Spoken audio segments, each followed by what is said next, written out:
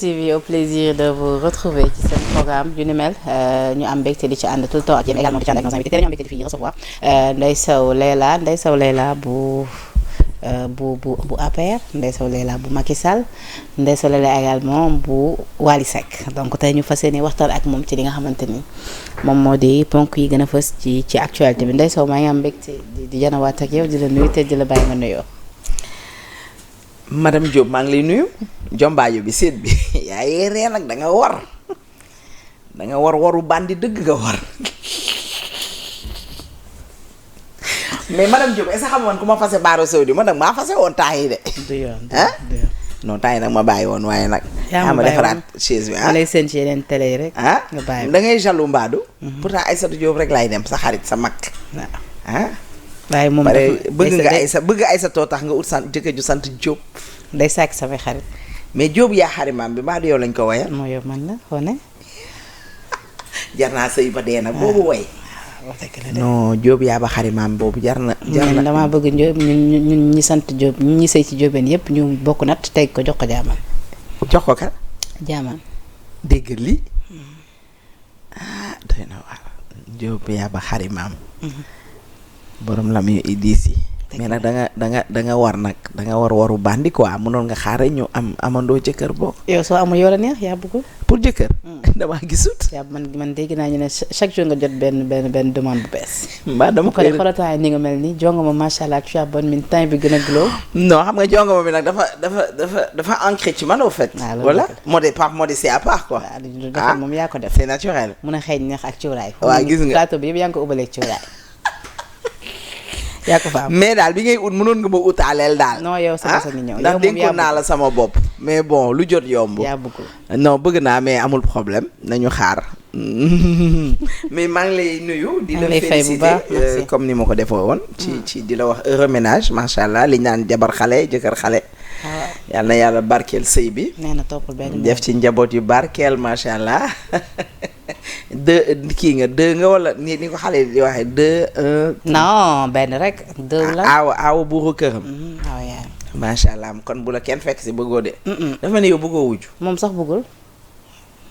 sëy bu bees la nag góor ñi moom mooy loolu de. Diop jaxasewu ma la de mais sëy bu bees la. wax ji day neex torop. moom bu nuyoo sa nuyoo Ndeye Sow. yow foofu arrangé wu la. nuyoo sa nuyoo.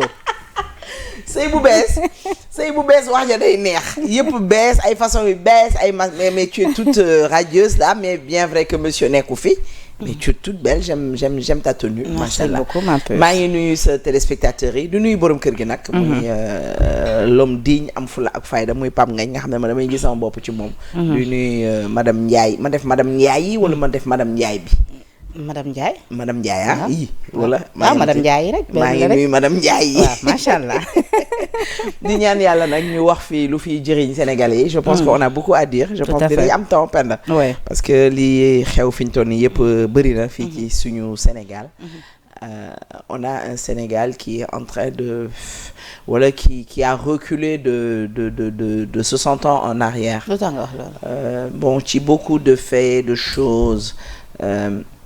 nit ñi jubootuñu xol yi neexatul nit ñi dañuy mer dañuy waxante lu ñaaw et puis voilà quoi. je pense que Dame Justice aussi seetaanam bëri na yëf yaa ngi demee boor bon il y a beaucoup de choses qui se passent dans ce Sénégal. ci justice bi sax la ñuy dooree parce que ku ne xam ne ni ci biir réew actualité bi tout le temps li koy gën a marqué daf ci bokk ci les dossiers de justice. ci lu ñeel reddition des comptes rapport scientifique yi depuis lors gis nga yenn autorités yu ñu ci woo di ci déglu ñenn ñu leen ci tudd également ñenn ñi jot a cautionné le temps ñu wéyal li nga xamante ni moom moo di instruction bi le cas Wally maa ngi ci ñëw pourquoi parce que da nga déclaré sa bopp nekk mère Wally mooy yaay Wally yi xaw ma sister Wally yi grande sœur Wally yi voilà donc dinañ ci ñëw ci kanam tuuti mais d'abord ñu door ko ak l'affaire Madiambal Diagne en fuite donc Madiambal tey ci le quotidien bi nga xamante ni moom moo ko moom def na ci ab sortie di ci expliquer nu mu def ba génn li nga xamante ni moom moo di réew mi nee na dafa décidé woon génn ci réew mi ci guddeeg 23 jàpp 24 septembre 2020 parce que dafa amoon benn voyage d'affaires bu mu woon amal foofee ca France waaye nee na bu mu ñëwee moom lépp lu nga xamante ni rek moom moo di checkpoint yi da amal na ko normal ñëw na enregistré na wu na def na lépp lépp lu mu war a def ko zone de contrôle yëpp maanaam jàll na ko mais nee na à sa grande surprise bi mu demee waaj a embarqué ci la ko beneen policier daal di woolu. nee na bi mu ñëwee nga daal di koy dugal ci li nga xamante ni moom moo di bureau bi pour vérifier waat li nga xamante ni moom moo di passeport am. nee na bi mu toogee nee na chaque instant ñu koy ni patientel nee na en toute courtoisie. nee na ba ni muy séenee vol bi mu waroon jël daal di décoller pendant ce temps nee na takk der yooyu ñoom ñu ngi doon woy di jéem a jokkoo ak jëriñ ñu denk wala intérieur ak it ñi nga xamante ñoom lañ denk dikk pour wax ak ñoom en vain. nee na après quelques minutes plus tard si la ñu ñëw. fekk volom départ na nee na après il a compris que nit ñi bëgguñu woon lenn lu dul rek empêcher ko tey jii pour mu envoler wu donc nee na à la suite de ça c'est dañ ko delloowaat passeport am accompagner ko jox ko tamit li nga xamante ni moo di convocation mu demee nee na mu ngi fàttali ni du benn yoon bi nga xamante ni jotoon na jot li nga xamante ni moom moo di interdiction de sortie du territoire bi nee na bu mu yeggee këram ci guddi googu ci la commencé organiser li nga xamante ni moom moo di voyage am parce que dafa waroon kut amal boobule voyage laata muy wëys li nga xamante ni moom moo di seen convocation fàttali ni tamit par la même occasion pôle d'avocat bi nga xamante ni constitué na ko pour sa défense ñaawloon tamit le fait que ñu teg loxo kii di soxnaam ak ay njabootam sa commentaire. Bon, dafa am lu ma lay pas te rectifier mais je pense qu'il n'a pas fui le pays comme les gens le disent si bien comme Jamal dafa daw dëkk bi mais fagaru wala ngay lakkale. mais ku nekk ak interprétation bu ci am. bon maa ngi dégg ku ci nekk di wax ne dañ ko convoqué mu daw non Madiambal je pense que tu l'as lu n'a jamais été convoqué c'est une façon de faire je pense que jour bi il fallait ñu am ko parce que mënoo bàyyi ba nit ki dagg biyem ut visa am dem aéroport nga ne ko yow mënoo génn réew mi Penda. C'est pas du tout normal c'est même pas respectueux. C'est pas respectueux envers la personne bi nga koy def c'est pas respectueux en tant que yow dame justice su nekkee def la leer ne Ndeye Sow mi warta génn dëkk bi teel ko wax notifier ko ne ko d'ici lii waroo génn wala à partir de tey waroo génn dëkk bi. oui mais nee na tamit avant muy jógee aéroport bañ koy delloo passeport am ak téléphone am nee na si lañ ko joxaale ab convocation ni ko dafa war a présenter wu le 24 septembre à 12h foofee ci dikk. mais waaw mais nee na laataa loolu moom li mu jotul woon nag par contre moo di opposition de sortie bi notification ba jotu ko woon. fan la kañ la jot convocation bi mu nekkee biir aéroport lañ bi ñu ko delloowee ay kayitam ba pare lañ ko jox convocation bi pour mu wuy ji le 24 moom il a décidé de quitter le pays il est passé par la Gambie je pense que liiraguma ba mu jeex mais je pense qu'il est passé par la Gambie aéroport u Gambie pour dem France bi mu dem France moom xamoon na ne day dem damay dégg nit ñi dafa delluwaat këram parce que boo xasee ba génn jam ñaajo mën nga da nga yegg Gambie. mais moom loolu la moom nee na bi mu jógee jam ñaajo dafa ñibbiwaat këram. demaat ba këram nee na ci këram nag ci la préparé voyage am. ci la décidé ne dafay dem. c'est son choix. parce que man j'avais pensé que dafa génn aéroport peut-être dem directement. en Gambie non, mais il est rentré chez lui peut-être il a parlé avec ses avocats je sais pas il y a tellement de peut-être dedans li mu ñu wax rek mooy li ñu mën a jàpp mooy li mu ñu bind que moom dafa dem këram pour préparer soo ko génn Dakar dem fële kon pertinemment il savait que il avait une convocation à déférer waroon na déférer une convocation le pourquoi mu def ko il l'a dit pour se préparer reculer pour mieux sauter parce que xam na ne am na ñoo xam ne dañ koo xiif peut-être il veut faire mal on sait je sais pas le pourquoi de li mu def li mu expliquer rek la ñu mën a parce que sax nee na complot le bien organisé te loolu ay sources am jox nañ ko ci jamono bi nga xam ne delloo nañ ko ci saa si téléphone am ci aéroport am na ñu jot a échanger nee na son interlocuteur mon interlocuteur me souligna la haine est telle qu'il faudra faire attention à tes boissons et aliments. Je réalisais qu'il n'y avait pas de risque à prendre sur ma sécurité physique. C'est ainsi que j'ai immédiatement mis en branle Ben Statement Homeland pour quitter le Sénégal dans la même nuit quoi. En fait, quand il est rentré chez lui pour sortir pour aller en Gambie. Après mu yegg France le 25. Voilà, nee na stratégie la def. Il était convoqué le 24. kañ la demoon aéroport kon. guddi 23 24. en fait c'est même convocation bi c'est même pas censé xanaa convocation bi foofu lañ ko defaree quand même Penda. Je sais pas. Parce que le 23 le temps que bu doon jël avion bi le 24 dina jot comment on peut dire à une personne boo leer na kii dafa naroon voyager tu lui dis demain 24 tu dois aller répondre c'est prémédité c'était préparé c'est préparé on ne comprend pas mais lui il a eu ses raisons de nee na dem xam na lu tax mu dem quand tu sens que peut-être ta vie est en danger wala bëgg nañ la néewal doole il faut aussi nga préparer wu balaa ngay dem di wuy ji parce que on a vu le cas avec Badara Gadiaga bi mu xasee ba dem central nee nañ dañ ko doon jox lekki du woon mën a dugg nit ñu bëri duñ ko doon mën a gis peut-être que comme bu nekkee ci biir du am ko mën a gérer il a préféré def li mu def et il en assume les conséquences parce que moo tax nag ñeneen ñi tuddee ko ab daw boobu nga bañ a dégg. bon man mënuma ko tuddee noonu mën na nekk aussi parce que ñii daw bëri nañ ñooñu di ko wax seen leader daf fee dawoon dugg di tappale ne dafa nekk prison di tappale reconnaître que da doon tappale mais kii li muy def mi ngi wax ak sénégalais yi directement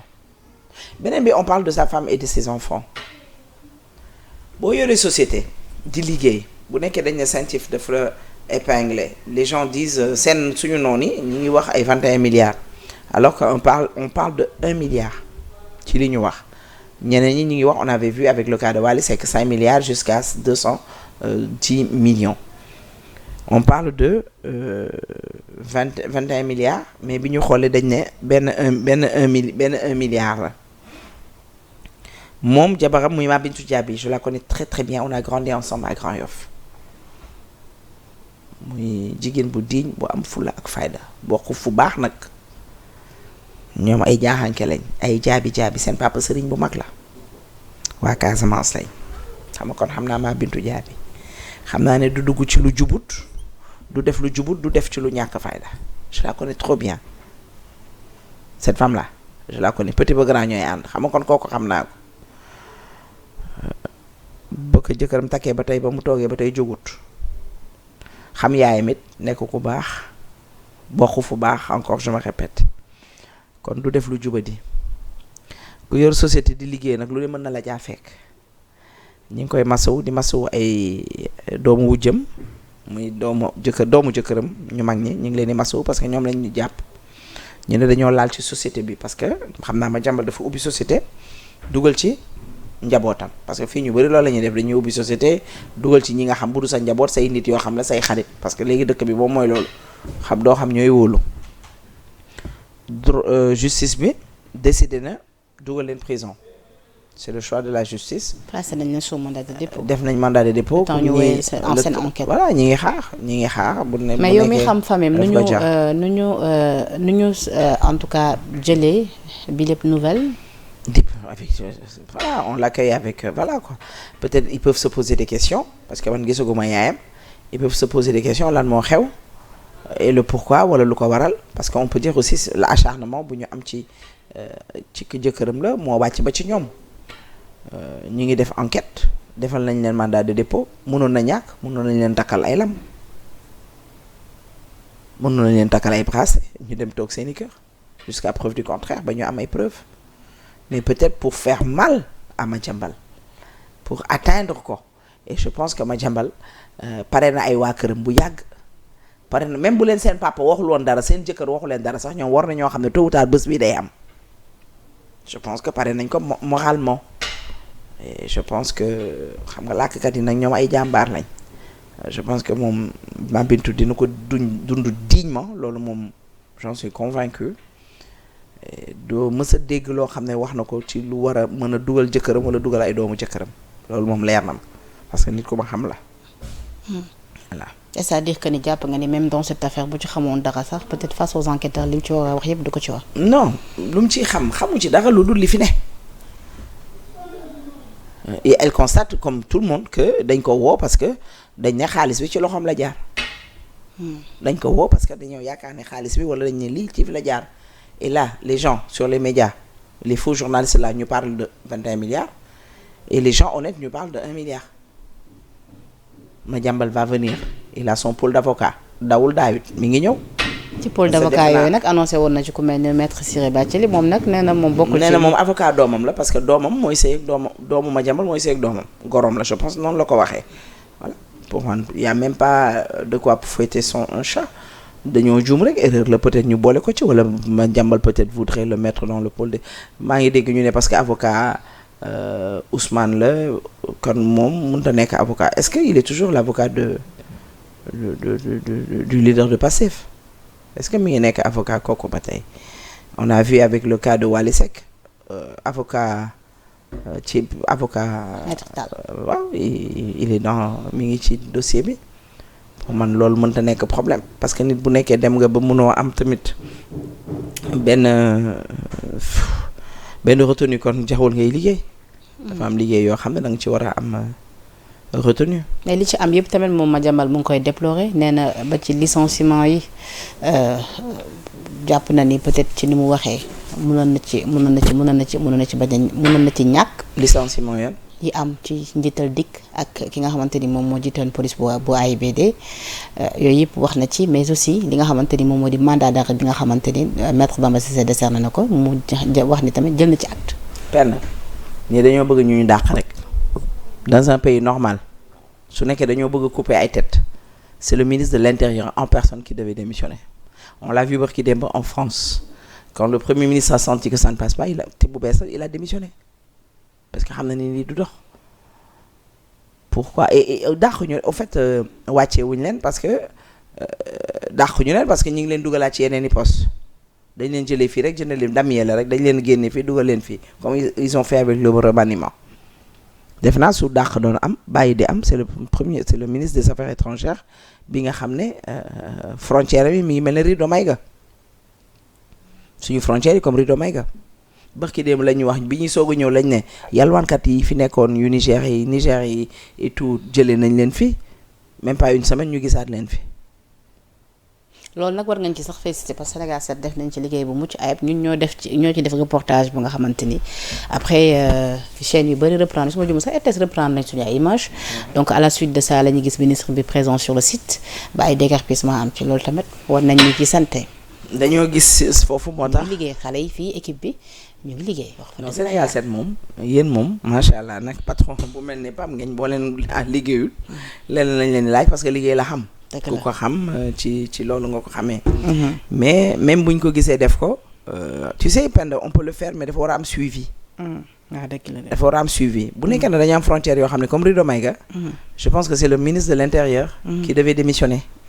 parce que loolu lañ koy doyee wuñ ko pour muy acharné wu ci kaw yi nit wala di defante wala lii wala mu nekk benn militant de Pastef wala benn avocat d'un leader wala l'avocat du premier ministre li ñu koy doyee pour mu téye frontières yi pourquoi nga jëlee ki nekk aéroport te ki nekk frontière jëlee woo ko fa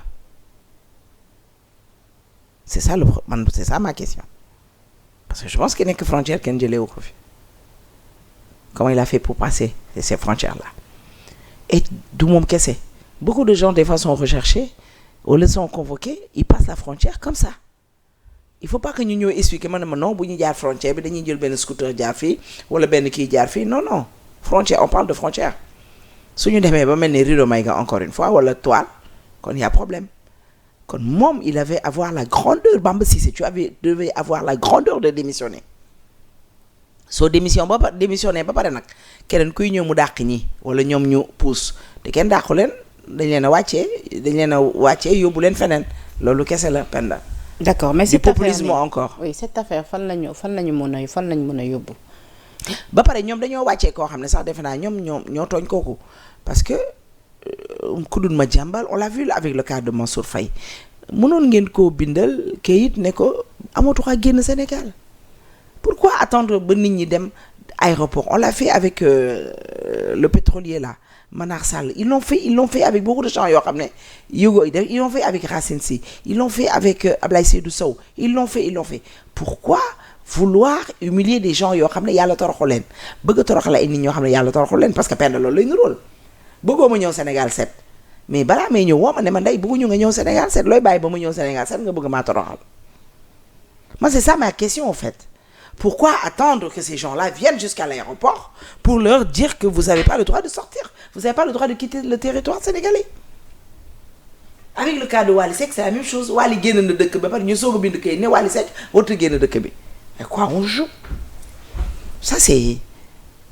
loolu du liggéey au fait dañ ko def à quelle fin peut-être ñoom mën nañoo expliquer mais la personne qui devait être c'est le ministre de bu dee coupé tête rek je pense que moom la ñu waroon a jëlee foofu. mais gis nga maître Bamba Cissé déjà annoncé na les couleurs maître Bamba Cissé moom bi situation bi amee rek jël na ay mesures fortes comme pour dire que ni désormais moom peut-être la woon ni na yenn affaires yi moom duñ ko bàyyi mu jàll. non li fi woon sax mosu fee woon ñoom bi ñu fi nekkee rek la lépp woon dara mosu fee xam nga Bamba Cissé il n'a rien à dire Bamba Cissé gis nañ mu def déclaration wane ne que def nañ lancé nañ mandat d'arrêt contre Madiambal Diagne c'est pas ton rôle jànguñu loi jànguñu droit mais c'est pas ton rôle à toi. ñun c'est pas le ministère de l'Intérieur qui va ñu annoncer que dañoo def un mandat d'arrêt international contre Madiambal Diagne je pense que c'est au procureur de le faire. Ah, mais n'oublions pas. Non, c'est pas une raison, c'est pas son rôle à lui. Maître Bamba Cissé aussi tamit, c'est un avocat, xam na bu baax. Mais alors, être avocat n'est pas être magistrat. Xam na ko, je veux dire, non, il doit avoir ses limites. Il est le ministre de l'Intérieur, il en reste là. C'est pas à lui de nous annoncer que dañoo def mandat d'arrêt international à monsieur Madiambal Diagne. Le procureur est là pour ça. La justice est là pour ça. Moom il n'est pas la justice. Il est le ministère de l'Intérieur. Moom suñu sécurité lañ ko laaj. Le fait que Madiambal Diagne mën a romb comme ça, le fait que keneen ak keneen mën a jógee dëkkam ak dëkk ñëw dugg si, le fait que yalwaankat yi fees fi dellu fii ci Sénégal alors que ñoom seen dëkk seen président def na leen képp ku ñu fiy jàpp ngay yalwaan dinañ la amende ba tëj la kaso.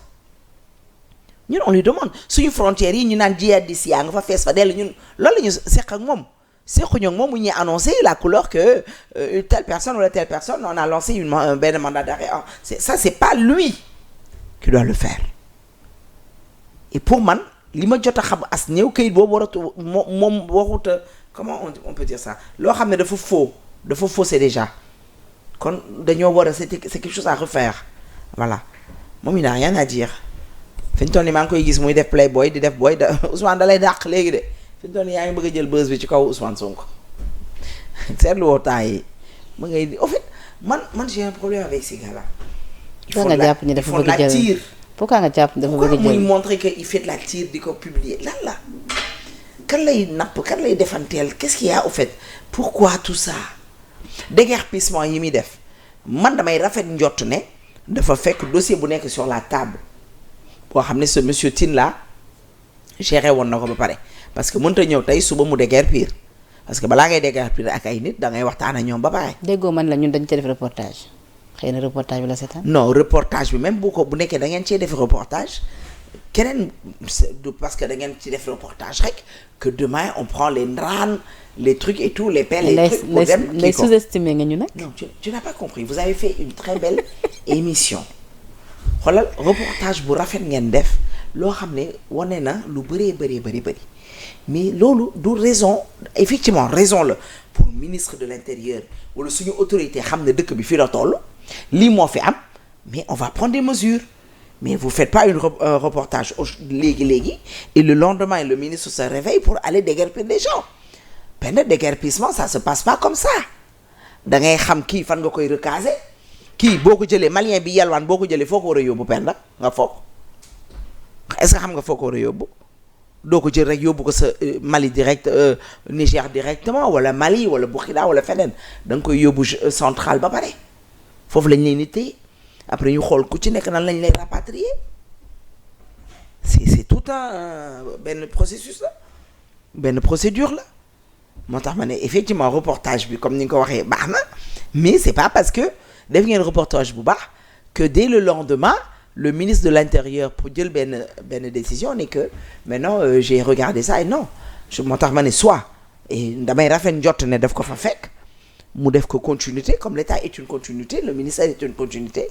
mais il a pas pris une décision comme ça à la hâte. lu tax yéen opposition bi déjà bi ñu falee Bamba Cissé ba te ngeen am problème ak maître Bamba Cissé c'est quoi. bon man ku mel ne man je sais pas tout le monde ah premier problème bi ma am ak Bamba Cissé on a mis en place benn militant un avocat qui a porté plainte qui a fait des plaintes def naa pour son leader pour son client. de yooyu la boole ça j'ai un problème avec ça mais beneen problème bi ma amul mooy Bamba Cissé mënu fi def man lu ma jaaxal gis nañ fi Tanor Dia gis nañ fi Tanor Dia gis nañ fi la loi Ngom là Ousmane Ngom. Tu penses qu'il peut faire plus que Ousmane Ngom?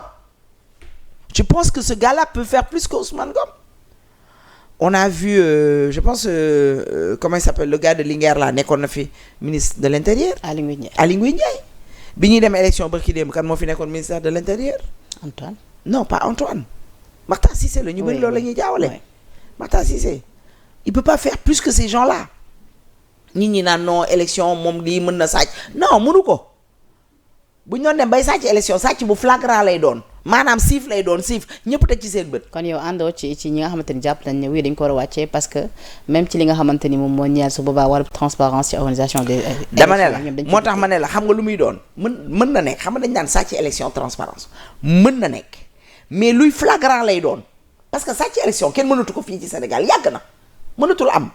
mais nag sàcc gu flagrant maanaam nga def maa tey siif yanu ko ni ñu rayante seen biir loolu mën na nekk mais pour kii ko nii jaxase koog nii non loo ci def sénégalais xam ko ñoom léegi xam sénégalais xam nañ luy chiffre sénégalais xam nañ ñoom maanaam jàngal nañ lépp sénégalais loo ci def sénégalais xam ko. kon yow la man xoolal xam nga man lu ma ko sant suñu frontières yi ñu naan jihadistes yi dugg ñoog ña ngay feeg ña ngay ñun yooyu lañ koy doyee. doyee wuñ ko leneen kon yow mu jege Sonko ou pas wala mu nekk Pastef ou pas yow la fa tekk. dégg nga ma ne yóbbul sama fit man. ok d'accord man xoolal jaaxaluma on a vu Ousmane Ngom l'arrêté de Ousmane Ngom jusqu'à présent mi ngi fii kooku ko ëppoon doole xoolal ñoom Tanor Dieng ñoo ko ëppoon doole yàlla na yàlla yërëm tubaab ba nu mu tuddati dimbale ma ca tubaab ba.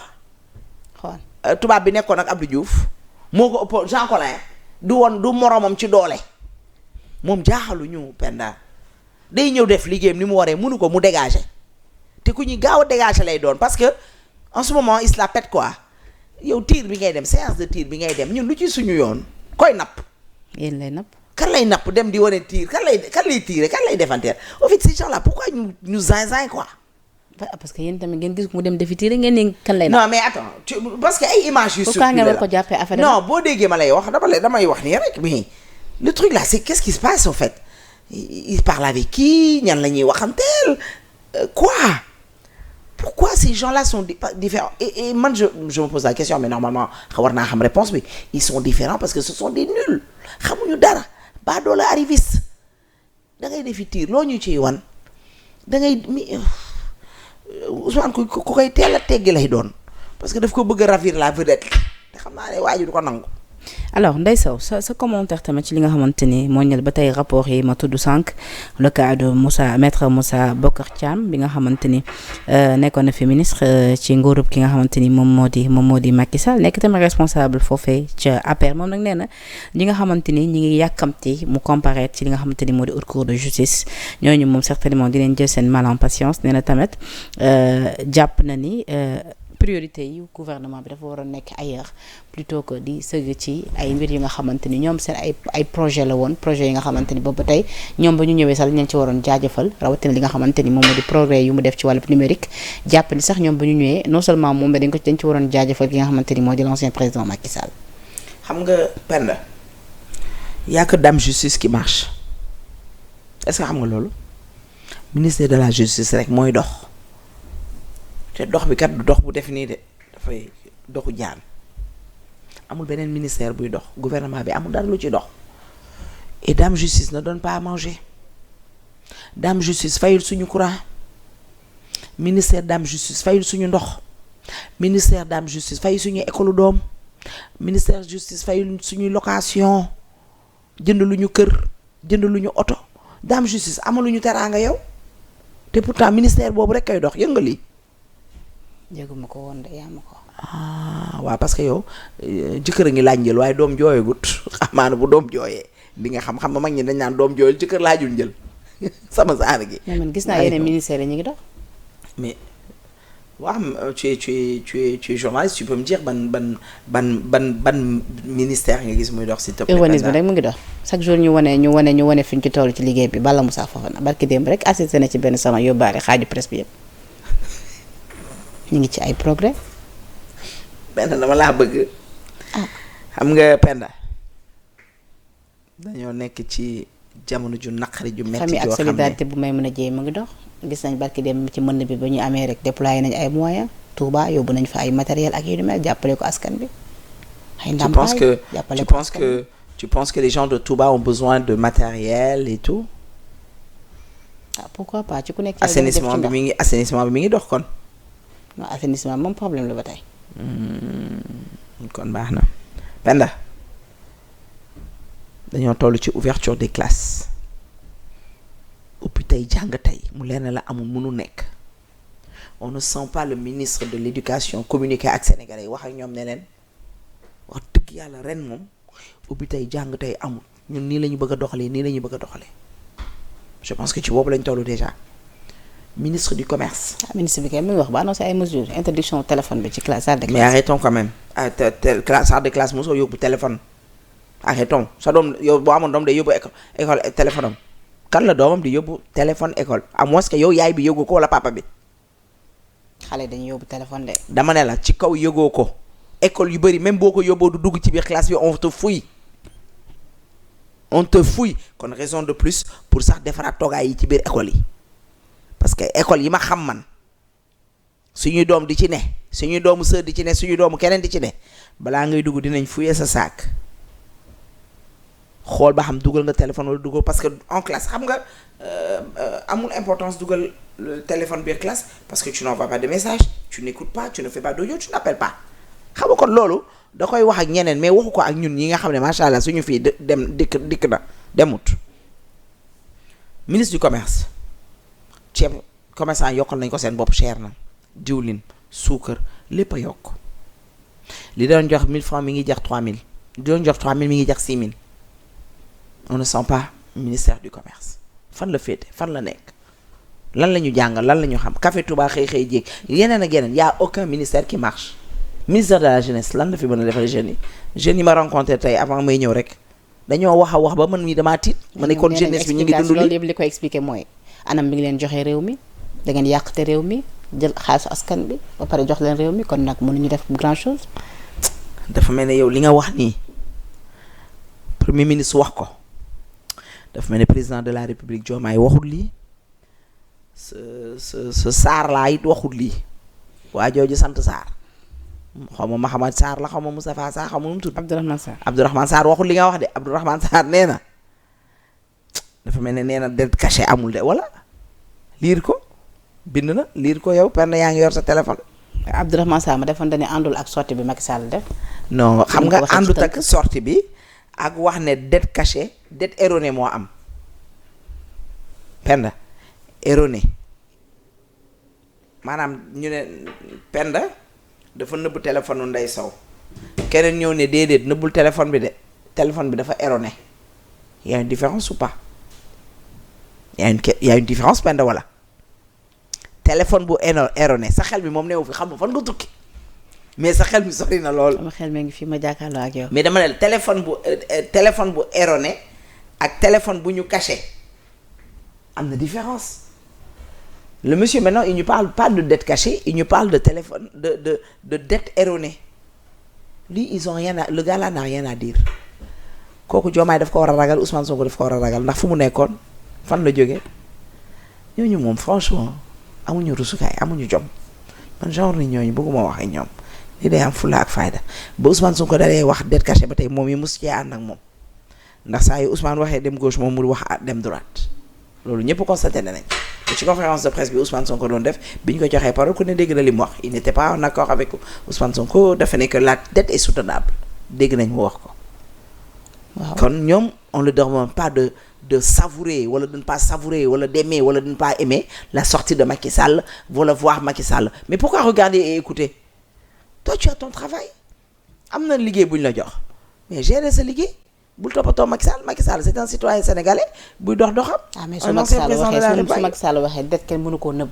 mais effectivement det kenn mënu ko nëbb. am na pour def ki sotti leeral. waaw bor dañ koy nëbb Penda bor mën naa fi nëbb man ma la leboon du nëbb ndax leb la di leb jaar si sa loxo jaar sama loxo te xam nga leb sax ci man ak yow lay jaar mais demal banque nga leb ko ba xam det bi nu muy jaaree banque boo ko lebee amul sutura balaa nga koo xam sax bu xëyee fi na laa fekk sa kër.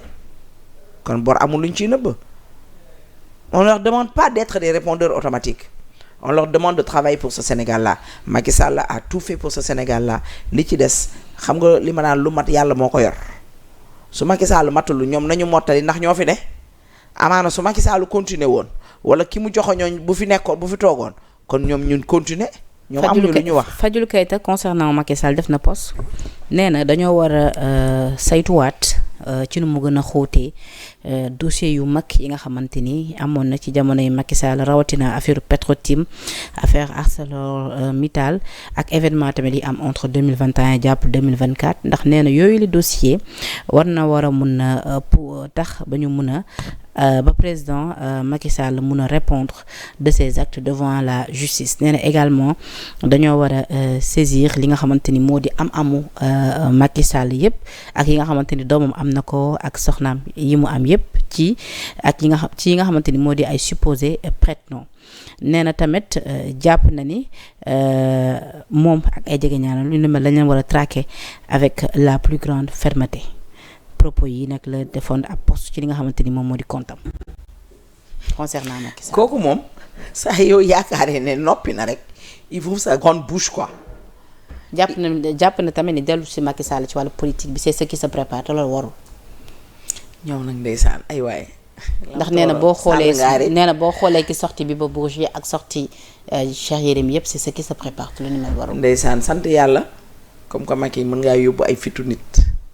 ba ku ci nekk mel ni ku jëfur te ñu war a liggéeyal Sénégal bi non Macky Sall dellu seem day yomb xamul tax mu yomb parce que lii moo leen tardeel amaana bu ñu liggéeyal Sénégalais yi liggéey li war a tax 54% yi teg leen fi amaana taluñu Macky Sall du dellu si Penda mais attends on n'a pas besoin de tout cela. est-ce que loolu dëgg-dëgg loolu ngeen di préparer dellu si Macky Sall. Penda on n'a pas besoin de tout ça. kii dañ ko dénk ab poste na dem lijjanti postam bi ñuy di ay stratégie yu ñu jàppee Macky Sall ak njabootam. mais dégg nga li la ci wàllu Diouf wax na nee na poste c'est pas parce que dañu dénk poste rek da nga war a bàyyi politique bi. parce que ñoom ñu ngi dénk poste yëpp bu ñu concentré. Penda da nga ma bëgg a dugal da nga ma bëgg a dugal kon ñan ñooy Penda da nga ma bëgg a dugal fu ne. dama ne la ñoom dañ ne woon suñu xasee ba jël réew mi ab directeur dootul politique ab ministre dootul politique dootuñu dem campagne yooyu yëpp dañ ko waxoon Sénégalais yi ñoom nañu pare seen dem. ndax seen dem dina metti lool seen ginnaaw dina metti lool xam naa nag ku ci nekk yaa ngi ut foo dem asilu ji waaye foo mënti dem dinañ la jëli ci même bu amul convention lañ koy wax xaw ma diggante ñaari dëkk yooyu dinañ ko lijjanti yéen a ngi wax rek ba ngeen di jël réew mi la ngeen waxoon yëpp respecté wu leen ci la ngeen waxoon yëpp respecté wu leen ko xam nga man quand je parle avec Fadilou Keita man ce gars là ce gosse là dama koy yërëm quoi. parce que acharnement bi mu bëgg nit ñi demee ko ci kaw Macky Sall te sénégalais yi wedd leen yéen politique ngeen Macky Sall yàq dara ba jël réew mi waaye ngir yàlla nag continuer leen nag liggéey leen waaye ngeen continuer rek di yàq nekk ci deru benn nit man loolu laa mënta comprendre Penda c'est pas demain la veille ngeen di jàppalu Macky Sall c'est pas demain la veille ngeen di saisir ay biens am xanaa ngeen def lu dul yoon su yoon di rek di wax dam juste rek di jaar yoon Macky Sall mënoo leen ko yata mënoo ko ci moom il faut rêver nag et rêver debout comme ni ngay def yow Fadilou Keita dangaa war a tëj sa gémmiñ gi dem wàññi sa salaire bi dañ na redressement demal nga redresser sa salaire bi yóbbu ko à 1 million parce que yaa ko wax nee nga sa salaire matul 7 millions bu matul 7 millions ñaata la peine de 6 millions et quelque. man kay xaw ma. non bu matul 7 millions kay yaa nga sa 6 millions 500 ba 6 millions 900 ba 6 millions parce que boo tëbee 6 millions ne matoo 7 millions yow loolu nga war a tëjal sa gémmiñ tëjal sa gémmiñ. kii lu ma ko bëgg a wax xeeb ko mais ni ngeen bëgg a opposé wu métti. dama ne la opposé wu métti dama ne la depuis sànq ba tey ku ma wax nga ni noo kooku warul wax. non xaaral kii dafa te gémmiñam kii warul wax finalement te ñoom nee nañu yéen a warul wax. non ñoom ñoo warul wax xam nga ñoom lu ñu war a wax. yéen a ngi koy ji non xam nga ñoom lu ñu war a wax.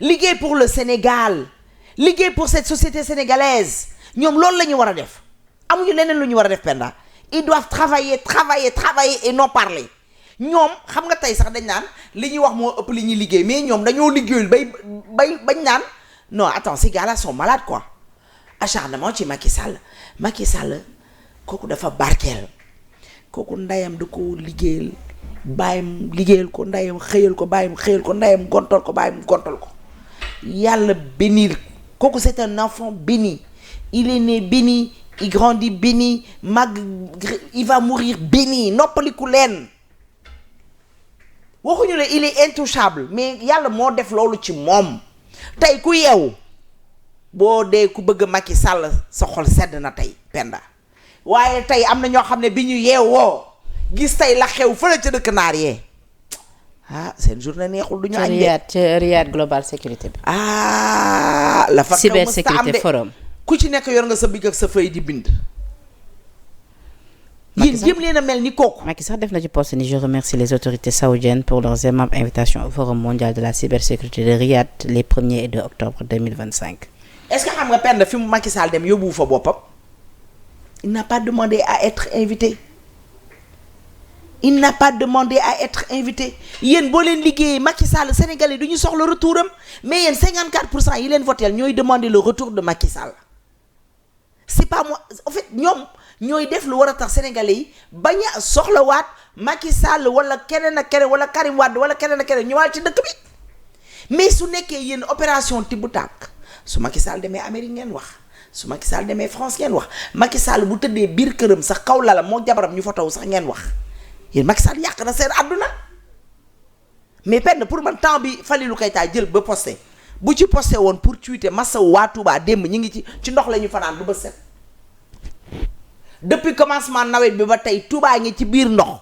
rawatina démb Touba fanaanee taw fanaane yéen doo taw Kaolack day taw 7 heures ci suba ba ci guddi xaw ma 2 heures du matin ba guddi ba le lendemain bu tweeté woon massa wu ñooñu nga foog ne loolu du ko gën a rapporter naka lañ koy waxee sympathie je pense que loolu da ko doon gën a rapporter sympathie tweet bi mu def nii s'il l'avait fait pour Touba pour Vélingara pour feneen ak feneen yi nga xam ne dañoo taa mais tu te concentres sur un Macky Sall qui mène sa vie tranquillement dama ne la mon œil c'est pas demain la veille que ngeen di saisir ay bagages yu Macky Sall ngeen di saisir ay biens c'est pas demain la veille parce que nit ki tey boo demee ba di ko saisir yéen populisme ngeen di def ak di wax ak seen dof yi ndesaw seen dof yi ngeen di waxal mais Macky Sall balaa ngay jël ay biens wala nga koy woo mu ñëw dafay am lu koy def nga quand même mais Ndeye quand même coowal Macky Sall depuis publication livre bi ba tey gis nga ni tamit livre bi l'Afrique au cœur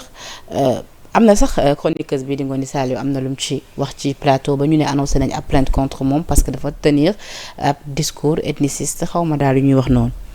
non je suis pas d'accord avec toi Penda. xaw ma lu ñu wax noonu. soit tu sais que wax na ko wala waxu ko.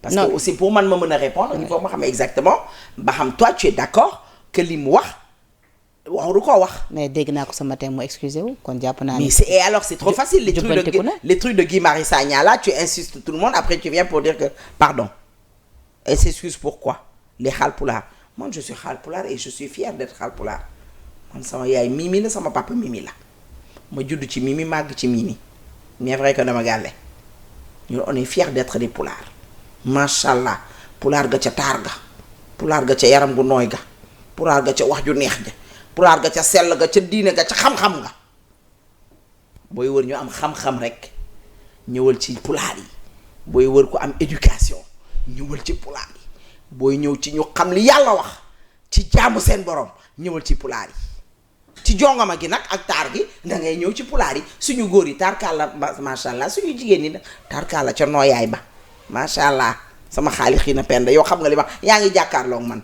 dëgg la de yaa ngi waaw ñun moom tarkalla ci teegu rek bu ñuy ñuul dañuy ñuul bu ñuy xees dañuy xees ñun duñu timbi tàmpa xam nga nag da nga wax ji heureusement bi nga ma leeralee que c'est une chroniqueuse parce que ñu bëri dañoo foog ne journaliste la te yaakaar naa ne journaliste du am manque d'éducation bi nekk ci moom te Penda dafa am àdduna nu mu doxee dafa am ñoo xam ne seen juddu da leen a neexut dafa am ñoo xam ne seen juddu neexu leen ni ñu juddoo neexu leen ki leen jur neexu leen kii seen baay neexu leen ndax ku sa juddu neex ki la jur neex la muy ci góogóor muy ci jiggi ja sa baay neex la sa ndey neex la doo saaga nit dangay jox nit ki cër man saa yu ma déggee nit wax lu mu war a wax ci juddu moom juddam moo ko neexul xam nga Macky Sall boo duggee ci juróom-ñaari maamam néegu ndeyam danga koy tagg am foo koy mën a taggee nga dugg ci juróom-ñaari maamam néegu mbaayam nga mën koo tagg moom moomu di wax juróom-ñaari maamam néegu ndey néegu baay anañu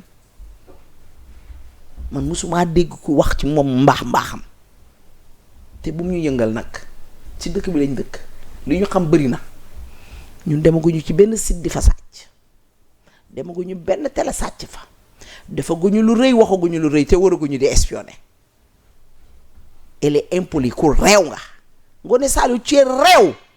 non Ndeye Sow taw si. ku réew nga. yow yaa ngi koy tere mu yëg ci yenn kàddu. ak nga réew yow nga yëg ci yenn kàddu. dafa réew waaye sa baay gënul Macky Sall sa ndey gënul Macky Sall xeet ba nga bokk gënul xeetu Macky Sall xeet ba sa ndey bokk gënul xeetu Macky Sall. Ndeye taw si xeet ba sa baay bokk gënul xeetu Macky Sall bàyyil xaste te foofu fekk xasit day xaste man duma la defal vidéo duma la defal audio fii laa lay tontu suñ ko daggee nag ñoo xam mais man fii laa lay tontoo yow tuyee kii Ngoné safoo neex safoo naqari Ngoné sa yaram bi yëpp poosé la yow bañ nga ko dangay dugal yi ci bëñ yooyu di xasawal gémmi ni mi ngi ci biir gémminam gi yooyu ñuy def nii yooyu di jar 2000 ci ay débat de personne. non attends si man je non dama koy rendre la monnaie de sa pièce te fu ma woo ma wuyu ko man dama ne gaa man du ma wax ak ñoom parce que man yàlla dogal na du ma wax du aw ma benn problème ak mongol. mais nañ wax ci plainte bi rek ay mongol lañ man bëgguma di wax ak ñooñu man am na ñoo non mais des gens yoo xam ne saa yoo leen yeewoo amoon leen benn dignité lu dul toog jël seen micro bu tey Farba Ngom na dee bu subaa Macky Sall na dee bu su en fait yéene néeg la. ah mais n'oublions pas que ni tamit chroniqueuse la di toog ci plateau de télé. dama ne la di am tout le temps li nga xamante ni moom moo di gis-gisam ci actualité bi. am na ci droit Macky Sall nekk homme public. dama ne la am na tey ji droit joxe gis-gisam ci li nga xamante ni moo di doxalinu Macky Sall. dama ne la je suis pas oui mais non ku nekk ak ñu koy interprété tu me parles débat de personne. moi je suis pas dans le débat des personnes. non si parce que yaa ngi koy xas. dama koy xas parce que xasit da nga koy xas. mais pas de là à xas ko. dama ne la xasit da nga koy xas dafa xas Macky Sall xas ñu ñun ñii tukulóor yi ñun pulaar yi dama koy te xam nga ne yow micro la sax barki yonent Yàlla Mohamed barki Seydina Mohamed bu ma jàkkaarloo yow doom neex ndeyam su ma jàkkaarloo nag yow di nga ma def chewing-gum Hollywood wala ma def la dajji ngaam benn la ciy doon. je pense que nag lii mooy. xam nga dama ne la il faut que xam nga Sénégal problème bi ñu am. xamuñu ko tooñ ku fayu la ñu xam. non en fait pas de xamuñu ko tooñ ku fayu la ñu xam. mais xam nga yéen ce que vous oubliez quelque part mooy ki toog ci télé bi am na liberté wu d'accord ak ni mu koy waxee je suis d'accord ak yow ci point boobu ci ni mu koy waxee mais aussi il faudrait pas tamit oublier que ni moom mi wax ba reconnaître ni juum na tey ba mu ñëwee toog ci plateau jubbanti na ses propos est-ce que loolu du woon. dafa ne dafa juum ci pulaar yi. mais ce qu'elle dit sur Macky Sall daf ko téye boo saaga Macky Sall dañ lay saaga ba sar la te man duma saaga ci plateau nag parce que sama ndey ak may xool sama doom ak may xool. non ñun sax loolu ko permettre boo ko bëggoon xam naa ni fii bu ma ko bëggoon a def Pape Ngagne ci boppam moo may fekk fii ma toog mu yëkkati ma loolu dafa leer fii ma toog la may yëkkati te man sama personnalité ma yu ma loolu waaye xam nga man ku ma xam ne musuma dégg may wax ak ñoom man bés bu ne ñu wax Macky Sall bés bu nekk ñu wax lu leen neex mais duma leen tontu parce que aw maa ak ñoom affaire. mais ki ko plainte pourquoi tamit vouloir inciter ci plainte bu nga xamante ni moom gis nañu elle s'est excusée est-ce que loolu du woon motif. on s'en fout de ses excuses on s'en fout dem nañ ba gis ñi nga xam ne parce que la ñu bokk dañoo ànd ñoo moom ci li mu def bind ko tweeté ko dénoncé ko. Ngoné Saliou tu es kii affaire de xeet safoo neex safoo naqari moom coowal xeet ku ne gis na sa photo Macky Sall yow xam nga ne Ousmane Sonko ñemewu la ragal na la yow xam nga ne dañuy mastaak yow rek waaye xam nañ yow yaay kan xam nañ li ngay peser yoo xam nañ ne xoofu pëftan nga. d'accord ak doomam. ndey nañu léegi génnal foofu. yabaate. joxe nga ci sa gis-gis. fi ñuy non daanelee ki dafa yabaate. fi ñuy daanelee nag moo di. tu n'es rien du tout. Macky Sall gën sa baay. non ndey Marème Faye Sall gën sa ndey. non ndey yow ñoo la gën juddu. ñun pulaar yi. non attends ñun dañoo fier ci suñu juddu ñun. non mais ndey saw. ñun dañoo judd fi ñu war a juddoo màggee fi ñu war a màggee xam ni ñu doon. pulaar yu set wecc nag. d'accord tarkalla dara raxuñu nag. mais ndey nga dool moom xam naa ni certainement di nga ma ko baal rek mais mënuma ko bàyyi mu jaar c'est-à-dire sur ce plateau. non dañoo yabaate. waaw d'accord mais c'est-à-dire sur ce plateau. yàgg nañoo wax te kenn tontuwul. xaaral ma expliquer la mais pulaar yi. ndey sur yow pulaar yee la gën te pourtant Macky Sall Ousmane Sonko moom bërki démb yàggul dara bi muy opposé wu dafa dem nepp la fay plainte Macky Sall ndax dafay wax lii Casamance yi day wax lii Joolaa yi day wax lii Maanaam te pourtant du dëgg ba mu demee dañ koo rejeté ngay toog naan pulaar yu ñàkk jomi xeet ga mu bokk. mais ndey saw suñu xeeta la gën yow. d'accord ndax yow kenn xamul sa xeet. léegi ndey. kenn xamul noo sant. kenn xamul foo dëkk kenn xamul foo juddoo Macky Sall ku ne xam na fu mu juddoo. ndey saw xam na kuy ndayam xam na kuy baayam. l'enfant béni. Ndeye Sow lay la iñaan ngeen soxor ngeen bon ngeen dee ngeen bàyyiwoo leen kenn. Ndeye Sow dafa am benn mbir bu nga xam loolu c'est moi c'est vrai que dama la invité pour nga joxe sa gis-gis man du ma invité nit pour mu joxe gis-gisam ba noppi sax ma koy bëgg di ko dagg wala dara parce que dama la invité pour nga joxe sa mais gis-gis tamit dafa am waaw non non mais ba ma respecté am na yoo xam ne doo ko wax waaw mais c'est-à-dire man su ma la ñaanee nga may ma parce que sama plateau nga ko waxee te am na yoo xam je veux pas laisser passer parce que même bu dara sama consoeur la d'accord ci nu nga ko waxee non des journalistes waaw mais d'accord même bu fekkee du journaliste ou pas ci télé lay toog di wax comme man ni may toogee ci télé di wax tey am na lu nga xamante ni yéen yow kenn war la ci dégg c'est-à-dire fii nga saaga Moustapha Diakhaté te tegoo ko fenn waaw mais su waxee ci Macky Sall waaye doom ja da la koo tontu ca diplôme yo la ko doom ja tontoo Ndeye Sow il faut que nag nga il faut que tamit nga may ma daanele mais comme ça ñu mën a jaar ci je sais pas ça jeex na c'est-à-dire moom su waxee ci président Macky Sall damay bëgg nga tontu ko ci par ay argument parce que moom bu toogee day argumenté lu tax moom mu jàpp tey jii waaw non xaaral mais pas nga nekk ci ay débat di parce que di wax ci yaayam wala ci papam loolu moom je peux pas l'accepter te maa ngi ciy jégalu bu baax a baax léegi ñu jàll ci non Penda bu nekkoon ci débat de classe personnalité comme li ngay wax man dama ko cay tontu mais munoo jàpp ab doomu jàmbur ki fi nekkoon président de la République même bu du dara Macky yàgg na ko wax nee na moi je suis un citoyen sénégalais. d'accord c'est Macky Sall bu ko neexoon tey muy porte plainte ay nit. d'accord c'est bon parce que même en étant président de la République. am na droit ñu def ko dara mu plainte ko. d'accord mais musul am. mais jàpp rek au fait pour neexal seen journée. pour vendre vous pensez da ngeen di dem ba da ngeen di ridicule vous êtes ridicule. d'accord man nag kenn rek laa def tort bi muy pas Ousmane Cissé moom mu toog ca plateau ba man de wax dëgg yàlla dignité laa xamoon ci moom ak personnalité mais lii di xew nii tu es dedans man damaa gëm ne yaa nga ca biir parce que boo nekk woon ca biir doo toog ci sa plateau boobu tey ñuy wax lii ngay bàyyi muy jàll ni nga ma limité nii yamale ma loolu moo doon cëru pas Ousmane Cissé. y a des choses souvent ci plateau yu échappé ay nit n'oublions pas que tamit souvent ñun ci plateau ay nit kese lañu. oui y a des choses souvent qui nous échappent. loolu moom te Pape Ousmane Cissé te dama invité ba sa plateau di ma yamale. non yamalewu ma la Ndeye c'est-à-dire lii lay invité ba sa plateau di yamale. c'est-à-dire ku leen respecté laa nag ku leen jox cër laa mais danga maa invité ba sa plateau di ma yamale. non yamalewu ma la mais dafa am yoo xam ne yow kilifa nga ci réew mi kenn waru ci dégg ku leen sangu sa taar la bëgg donc jàppee ko noonu rek ñu jàll ci beneen sujet rapidement parce que waxtu bi jeex na sa commentaire ci l'affaire Lamine Daaro Ndeye Sow da nga doy waar. non mais attends toi aussi Ndeye Sow ci influenceur au passé fii la mais ce sont les mêmes choses mooy ñi nga xam ne seen juddu neexulee. mais par contre moom. manifestation dafa am. ci manifestation ñu dégg ci ay kàddu yu ñagas di ko jëmale ci ki nga xamante ni moom moo di Ousmane Sonko. d'ailleurs Abdou Karim Gueye fi nga toog ni la toog demb moom en tant que njiital rappel à l'ordre bokkoon suñu initié ñi nga xamante ni moom moo di manifestation bi moom si boo xam nee na kàddu yooyu bu mu ko déggee rafetlu ko parce que nee na du loolu moo taxoon jóg manifestation bi waaye nee na juste que peut-être li metti mooy contenir foule dafa metti parce que foule moom boo xasee ba woote dérapage mën na amee fu nekk waaye nee na moom du acte bu mu rafetlu parce que moom bëggul tooñ te bëggul kuy tooñ te jàpp na ni ku nekk war nga war a mën a génnee li la naqari sans pour autant offenser et je pense que ni foofu Abdou Karim Gueye woo leen foofu lañ ci war a seen ñëpp maintenant moom répliqué na moom it en fonction de li mu dégg foofee ba tax tey jii procureur autosaisir démb ak tey am na li nga xamante ni moo di retour de parquet sa commentaire. procureur moom ñi ngi koy xaar ci Ngoné Saliou déjà parce que pour moins que ça woo nañu Abou Diallo tëj ko woo nañu Omar Sow tëj ko fii la ñu fekk tekki sa ëmb indi wuñ fi duñu ay dujee fii lañ dëkk te lépp fii la ñu fekk pour moins que ça convoqué nañ Moustapha Diakhaté tëj ko kaso on attend nag le procureur sa réaction déjà une plainte am na ay ñu plainte ñoo xam ne dugal nañ seeni plainte ñi ngi xool fan lay wàllan di mujjee ak ay bëtam di jéggalu nag ñi nga xam ne ñi ngi may seetaan samay soppe ndax nag tarkalla bëri naa soppe lool nag macha allah ñi ma bëgg bëri na mais nag des fois dafay baax nga wax ak ñu mel noonu genre yi man yàlla xam na ne man nawloowuma leen duma leen dugg duma leen seetaan waaye nag boo laalee xeetu jàmbur parce que lii mooy taal dëkk lii moo taal Rwanda xeet dafa doy waar koo laal xeetam mu jóg ak lu mu la bëgg nag man jomm naa toog ma xam moom fu mu bokk ci xeetam ma fay laal Abdou Karim Gueye nag am na côté boo xam ne d'accord ma ci ak moom ndax dafa ànd nag Ousmane Sonko muy tooñ Sonko di tooñ mu ànd ci ak moom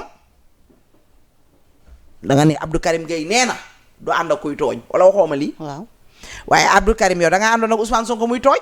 moo tax après mu jéggal. muy tooñ gu tar nag tooñ gu flagrant di xas Macky Sall guddi di ko saaga bëccëg di jiñaate ay sàcc tooñ ay ndayu jàmbur tooñ ay baayu jàmbur génn leen na leen jara seen bakkan le mot n'est pas de trop almet bi ma bëggoon am naa ko mu ànd ñuy saaga sëriñ si Abdou Karim nag pourtant yaa nga ca woon nag taq ci lépp nag sap nag sa càmmiñ la sama càmmiñ la waaye dama koy wax dëgg. waaye déggoo mu jégalu. kon nag warta wax nit ñay marche bu ñu tooñ te keroog marche ba nag Abdou Karim bul xajamal sa bés nag sa bés boobu keroog ku ne bëggoon naa doon Abdou Karim wala bokk rappel à l'ordre ndax keroog bés ba neex na nag man de xaw ma kan man maître Thiam Cheikh Thiam ambassadeur ña nga doxee université la ñu doxee ba Gédo jógewaat Gédo ñu ne marche ba Liberté 5 la ñu joxewaat Gédo ba rond-point Liberté 5. kon de dox nga. la ilaha illallah neroon naa ñetti fan boole ci dem massage dew ma salon de massage yu bon yooyu nag ay Sweet Beauté mais dem naa massage defar sama yaram bi ak maa nelaw naan garab ak maa sonn keroog te man sama docteur sama médecin daf may tere dox. loo soloon kii bi. basket nga soloon. yeneen basket laay sol. non def sama kii yu baax daa waaxu en fait j'étais contente en fait. on a réussi au fait. man gisuma la ci image yi xanaa gars yi jëluñu. benn ma toj fi. déedéet kay. la ilaha illallah wàccee dañ foofu ba zéro. ah là j'étais vraiment ravie et c'était super. benn naa la ko yéene man rek keroog gaynde laa gaynde gi ma doon keroog la feeñ man rek. tarkalla sama xaali xii na kon bu mu xajamal bés bi. taaluñu pëna. xajumalu ko nag il est juste véridique ki connaît Abdou Karim Gueye xam ni il est véridique. xaste wuñu nitu dëgg bi mu wéyoo moom nit ñi li ñu wax. da koy Sonko dictateur moo fi am di loolu la fi nit ñi wax Sonko dictateur ak wan Sénégalais yi ne Sonko la mu leen doon wax ak li am du dëgg loolu dafa am nu mu tudd moom paccal forox la ko tuddee moom Abdou Karim waaye am na tur effectivement marche kenn mënu ko contrôler. mais marche bu civilisé lañ def keroog policiers yi dañoo kontaan ci ñun ndax sonn lu ñu policier taaluñu ay pneu buntu kër boo demee ci kaw tali yi ñëpp a ngi toog seen buntu kër yi këfuñu seeni téléphone sàccuñu seen dara lu mel noonu mës ta am ci Sénégal ñun du ñu ay woyu du ñu ay bande salté woyu juruñu ñun suñu juróom-ñaari maam boo ko jeexee amul woyu. moo tax nag xaaruñu woon ci yéen ci lu toll ci ñun suñu juróom-ñaari maam. ngeen woote manifestation pacifique suñu juróom-ñaari ba maam pare ñu leen boo ko yëkkati ñu jeexee leen di dégg amul ngeen di yëkkati yenn kàddu yi loolu waru leen woon ndey. dama ne la ñun laa la wax ñun ñi fa nekkoon ñun boo jeexee suñu juróom-ñaari maam amul woyu amul bande salte ña fa nekkoon nit ñu baax nit ñu yiw ay doomu sëriñ Tuubaa nga fa woon Tiwaawan nga fa woon Njaasaan Laay ñépp nga fa woon kon lan lañ fa wax lu war a tax kooku tiim ñu ne ñun daf ñuy saaga li ma la wax mooy ñoom moom kooku noonu juddam neexu ko laaminu daaru kuy tudd ay laaminu daaru am laaminam am ku koy waxal nga ne ay laaminu daaru. d'accord dinañ xool nag ba xam moom dafa bokk ci ñi ñaan ay dof lañ wala ñi ñuy utal ay këyitu dof loolu la ñuy xaar gis nga penn xam nga man ci ban niveau laa toll yow. te lii dafa yàgg ci man de man depuis ñoom bi ñu nekkee ci opposition bi man dama wàcc ànd ak ñoom xoolal ñu saaga ma saaga. ñu xaste ma xaste ñu toroxal ñu ma toroxal leen.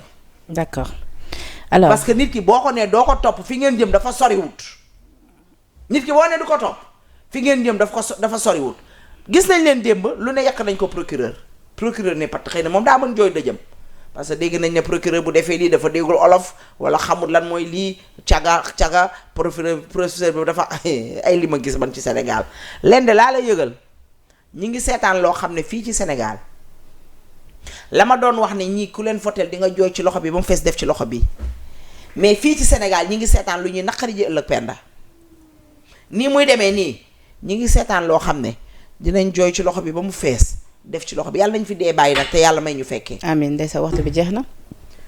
waxtu nag teel naa jeex nag penda munoon na. tey nag da nga def sa jean def sa chemise. waaw takk ba dëgër ñu toog di wax ay baat dañ ñuy ko ci mbedd yi. il faut ñuy xool li ñuy def. dañ leen di ko ci mbedd yi waaw te temps yoruñu oto dañ ñuy ko ci mbedd yi. ku leen di ko ci mbedd yi. wëyu yi rek. yow dañ lay ko ci mbedd yi. waaw di la dogaale di wax ay wax waaye xam nga man nag man moom ku mën a jooy sama dëj laa. ak maa mën a jooy sama dëj. et puis ndey pourquoi say wax di bandul di moyoo sa gémmiñ bi di def ay manière. te pourtant loolu laa def amaguma jëkkër dinaa ma régleel xam nga yow li tax nga régleel xam naa am na ko naan la régleel man nag amaguma ko naan ma régleel. dama jaaxle donc yow am nga ko naan la régleel man nag dama amagul ku may woo ne ma tey ni nga doxee boo ko defatee ma fasala. jërëjëf yow nag tem ñu woo la ne la wala naa la li nga sol foo ko sol boo ko su ne bul toog demal wondu ji. Ndeye daal ñëw na toog ci plateau bi. non Penda def jiinam ak baskeem di wax ay bal. Penda daa tàggatoo wala waxtu bi jeex na. dëkk bi dafa metti. namoon naa la nag waaye waxtu bi jeex na. mais Penda maa la raw lu bëree bëri. Oui. te dañuy bisaat. parce que Penda ces gars-là qui sortent pour traiter Macky Sall de tous les noms je pense que ils ont d'autres choses à faire gérer seeni kër gérer seen dëkk bi gérer seeni jabar gérer seeni njaboot pourquoi acharnement bi sur la personne de son excellence le président Macky Sall. d'accord. il a eu une semaine remplie wala un mois rempli ñu ngi lay sant di la gërëm son excellence le président Macky Sall ak képp koo xam ne rek bëgg nga Macky Sall gëm nga ko yaa ngi koy béggee mu nekk fii ci sa biir xol parce que ñun fii lañ la defar. d'accord di ko bëgg ñu ngi lay béggee di la may di la ñaanal gudd fan fekkee ak tal. sa conseil bi Gaynde Macky lu tax ñu convoqué ko tey. suñu camarade Gaynde Macky. oui wax naa ak moom démb dafa ne rek dafa jékki-jékki ñu ne ko na nga ñëw am ko woo wax na mu tur waaye ji ne ko suba commandant daf la soxla pour nga ñëw wuy si le commandant dinañ xam nag ba xam lan lañ koy doyee mais bon je pense que fi ñu toll nii c'est pas Ousmane Sonko c'est pas le gouvernement c'est à Diomaye de siffler la fin de la récréation. d'accord parce que tey lu fi mënti am Diomaye war na xool ñi acharnement bi ñu am ci kaw Macky Sall tey bu fi jógee leneen luy xew wala avant mu fi jógee démb maa ngi seetaan benn vidéo def naa yónnee naa la ko xale bu jigéen bu nekk Maroc di saaga Diomaye. gisuñu je crois une vidéo. li nga ma yónnee dafa bari nag Ndeye. nee na Lamine Daaxu dañ ko war a xaw ma lan di saaga Diomaye au fait man c'est pas la personne de Diomaye qui m'intéresse. Ndeye lii ma liir nii Mbougar ju partagé ko dem yow yaa ko wax. nga ni Dame Mbodj il ne faut jamais oublier une vérité simple Macky moo tax nga exister en gros. kan moo tax mu am liggéey. yaa wax lii. waaw kan moo tax Dame Mbodj loolu Dame Mbodj def. mais Dame Mbodj déggoo li mu wax. nee na Macky Sall dañ ko war a jël dañ ko war a tëj dañ ko comme li dof bi beneen dof bi wax la njool mu dof mi. njool mi dof bi li mu wax nee na Macky Sall dafa lii lu tax ñu koy permettre muy doxantu dañ ko war a lancer mandat d'arrêt. effectivement Dame Mbodj su neexee seen ndaw soosu Yacine Fall moom su ko neexee mu lancer mandat d'arrêt international mais vous serez vraiment ridicule et bés boo leen ko defee c'est pour vos gars là seen populisme bi mais les gens vont se moquer de vous. léegi lu tax nga ni Macky moo tax Dame Mbodj Macky moo tax ma existé bu ñu deful woon fii stade beeg yi yëpp daam dina am liggéey bu loolu existé woon société bii Macky Sall bàyyi fi dina am est-ce que moo tax moo am liggéey di wala société boobu bu amul woon daam dina fa ne. non tu m'as posé une question je te la repose. ba fii man maa fi posé question. non mais loolu dañuy waxtaan xam nga émission bi jeex na lii bonus la dañuy may gars yi lii dama lay laaj su Macky Sall taxawul woon lii est-ce que daam dina am liggéey. tontu ma. dafa mel da ngaa ragal daam nag xam nga man xam nga daam li tax man nag moom sama tontu du bëri parce que daam juif la moom gëmul li muy wax gis nga yi muy wax ni da koy wax rek pour plaire moom nay avantage am di dugg rek xaw ma xam comprendre nga moom daam yi muy wax nii.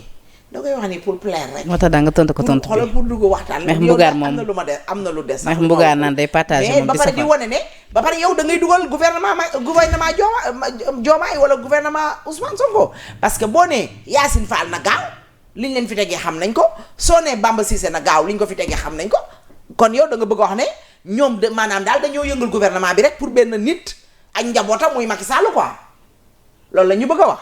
ah yow yaa ko interprété. non mais loolu la wax dafa ne nañu gaaw ci yëf yi parce que dañoo ñëw pour li ak li. léegi Mbougar di félicité Mansour Faye. léegi Mbougar moom maman Oumou Diallo maa ngi ànd yow ci bànneex. léegi Mbougar moom léegi na Mbougar Diouf lu ci yoonam moom ba muy partagé sa poste boobu. Mbougar c'est un ami c'est un frère. Mbougar politique boole wuñu ba pare on était dans la coalition Sonko président dans la coalition jot na chaque fois je dis que Mbougar Diouf mi ni mu mel ni électron libre la ma sa nekk nii la ma sa mel Mbougar c'est un frère. d'accord. Et on avait une complicité dans cette coalition-là. D'accord. Et je parle avec lui, je discute avec lui, c'est un ami. D'accord. C'est pas parce que moom il est dans Diomaye, dans la coalition Diomaye que sama noonu la.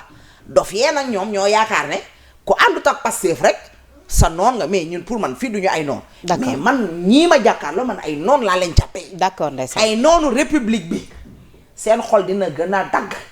Macky Sall guddi Macky Sall bëccëg fi ñu toll nii mooy baabul xanaa yéen gisoo leen Nations Unies. Nations Unies li ma naqari Nations Unies. non mais Ndeye waxtu bi jeex na xam nga Nations Unies tey affaire Diomaye bi Nations Unies penda Nations Unies bi. Ndeye waxtu bi jeex na xoolal wuy ma. lépp xoolal lu def ci nag li def ci nag li xam nga ci. waaw mais dama may Nations Unies bi di nga ñëwaat naa la invité waat. ma yem tuuti rek ci Nations Unies bi. Nations Unies bi li ma naqari ci Diomaye bien vrai que c'est bien vrai discours am bi réer na xanaa Diomaye li mu doon bëgg a wax amu ko ci bopp bi wala ci xol bi.